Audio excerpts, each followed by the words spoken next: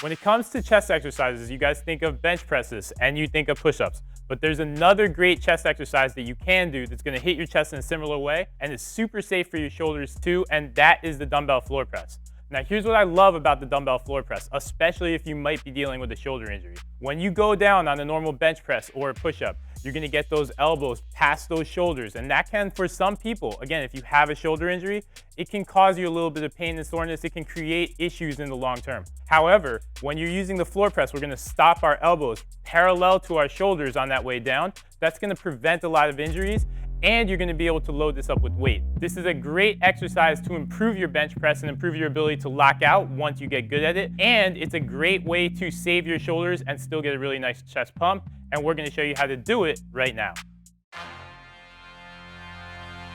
So we've got Brett here to help us demo the floor press, and this can be done with barbells or with kettlebells or with dumbbells. We're gonna show you this with dumbbells because it's a nice accessible way to get into the move and first learn it. Now, once you develop this move and once you've learned it, you're gonna wanna use heavier weights because again, this is a great way to go a little heavier than you could on a normal bench press, work on locking out, and when you're in that situation, you're probably gonna need somebody to help you set up with the dumbbells. However, if we're using something light, which is what we're doing today just for demo purposes, you can basically just rock back into the position. So Brett's gonna put the dumbbells on his hips relatively high, and all he's gonna do is lie down. He should be able to essentially fall into a decent starting position. You don't just want to fall into it though, we wanna be intentional with how we set up, so we're gonna run through a couple quick things. The first thing, we want your feet flat on the floor. Brett's gonna drive with his heels, and he's also gonna squeeze his glutes. That should drive his knees out a little bit. The other thing we wanna be very, very conscious of is we wanna make this a chest press, so you don't wanna arch your back on the ground here. Brett's gonna use his abs to drive his rib cage tight, and that's really, really important. You don't wanna have this big arch when you're down there. The other thing we've got here is we've got a good 45-degree angle. Brett is not flaring his arms out. Let's show them what happens sometimes, Brett.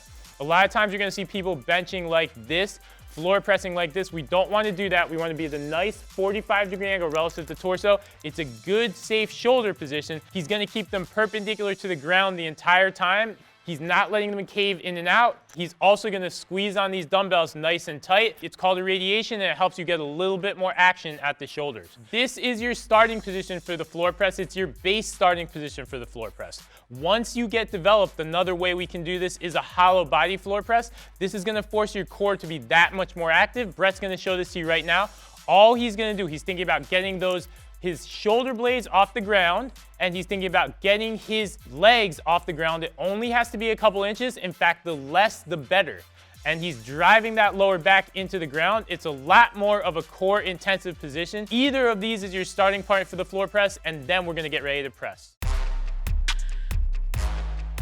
So now we're in position to do the floor press, and now it's super simple. It's just basically a bench press. So all he's gonna do, he's gonna press those dumbbells up, really working again to maintain all that core tension he's built. So keeping his abs tight, glutes tight, he's just pressing those dumbbells up, squeezing his chest on the top, and he's gonna lower with control. That with control part is critical because you don't want to lower too fast and jam your elbows into the ground. So he's gonna lower with control, pause for a second, own it, and then he's gonna drive up again. So again, it's about lower with control, hold for a second on the bottom, and then drive back up. Again, you're trying to be powerful on the floor press because it's gonna help you create lockout. Again, once you learn to go heavy, it'll help you create lockout with your triceps, and then you get that really good chest squeeze. Let's give him a couple more reps, Brett. Again, taking his time, maintaining a really tight core as he's doing this, keeping those ribs down, lowering with control, owning it, and then driving up, really squeezing everything, owning that lockout. That is the floor press, and that's how we wanna see you do it every single time. So there you guys have it, the dumbbell floor press. Again, a good move that can fit into your chest workout in a variety of ways.